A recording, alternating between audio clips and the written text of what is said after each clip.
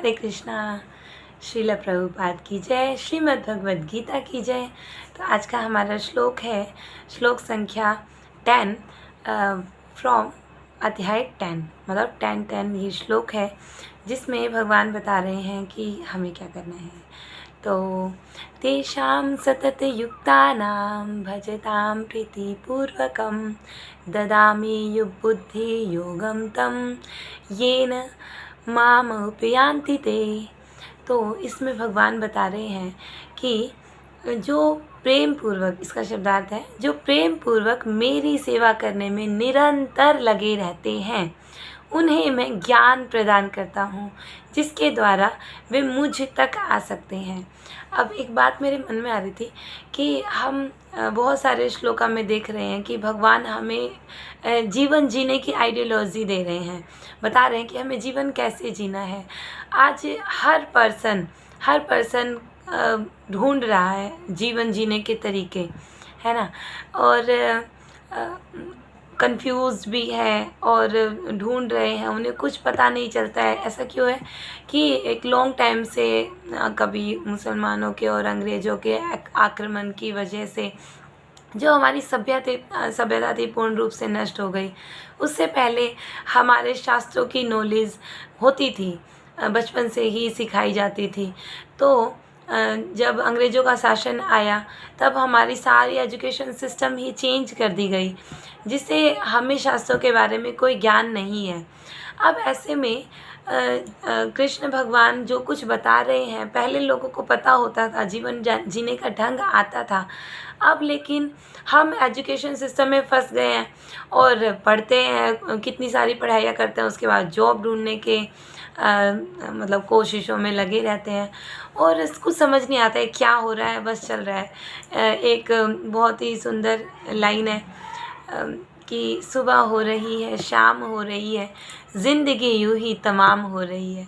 तो ऐसा ही होता है, सुबह हो जाती है, शाम हो जाती है और ज़िंदगी एक एक तमाम होती जाती है। तो जब हम गीता पढ़ते हैं तब हमें इस बात का रियलाइजेशन होता है, हमें नॉलेज मिलती है भगवान ने क्या बताया है, जीवन जीने का तरीका क्या बताया है भगवान ने। तो फिर से भगवान इस श्लोक में क्या कह रहे हैं, एक वर्ड को अगर देखा जाए, प्रेम पूर्वक, मतलब जो भी करें भगवान के प्रति प्रेम से करें। अगर हम जो भी सेवा कर रहे हैं प्रेम पूर्वक करें, फिर प्रेम पूर्वक सेवा करने में निरंतर लगे रहते हैं। अब निरंतर हमें मतलब कंटिन्यूटी में भगवान की सेवा करते रहना है। और अच्छा, अब इसमें एक क्वेश्चन आ सकता है कि अगर हम भगवान की सेवा निरंतर करते रहेंगे तो हमारा जीविका और अर्जन ये सब कैसे होगा।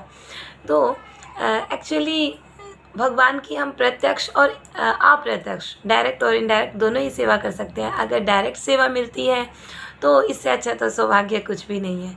लेकिन अगर हम इनडायरेक्टली भी सेवा कर पाएँ, अगर हम अपनी जॉब में लगे हुए हैं, हम गृहिणी हैं, हम अपने घर में काम कर रहे हैं, दो ही चीज़ें हैं, है ना, घर गृहस्थी है और जॉब है। और जो लोग ब्रह्मचारी व्रत का पालन कर रहे हैं, जो सन्यासी हैं, वो तो भगवान की सेवा कर रहे हैं डायरेक्टली।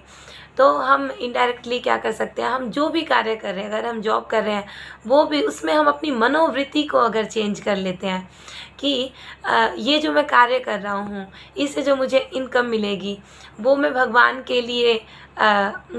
के लिए उसको यूज़ करूँगा, भगवान की सेवा में उसको यूज़ करूँगा। ये जो भी कार्य कर रहा हूँ घर में, वो मैं हमें भगवान को सेंटर में रख के काम करना है। तो क्या होगा, हम निरंतर भगवान की सेवा कर रहे हैं। तो जो प्रेम पूर्वक, भगवान कह रहे हैं, जो प्रेम पूर्वक मेरी सेवा करने में निरंतर लगे रहते हैं, मैं क्या करता हूँ, मैं उन्हें ज्ञान प्रदान करता हूँ। ददामि बुद्धि योगम तम, मैं उन्हें ज्ञान प्रदान करता हूँ। कौन सा ज्ञान, ये मटीरियल ज्ञान नहीं, मैं उनको ज्ञान प्रदान करता हूँ जिससे वो जिसके द्वारा वो मुझ तक आ सकते हैं। एक्चुअली हमारे जीवन का यही लक्ष्य है कि ये सब कुछ कार्य करते हुए हमें अल्टीमेटली इस लाइफ के एंड में हमें भगवान का नाम लेते हुए, भगवान का चिंतन करते हुए भगवान के धाम में जाना है। तो हमें हृदय से तो भगवान का चिंतन करना है, लेकिन इन हाथों से हमें इस भौतिक संसार के कार्य भी करते रहना है। तो इस भौतिक संसार का कार्य करते हुए हृदय में उनका चिंतन जब हम करते रहते हैं और उनकी सेवा में निरंतर लगे रहते हैं, तो हम उन तक पहुंच पाते हैं, तब हम श्री भगवान तक पहुंच पाते हैं।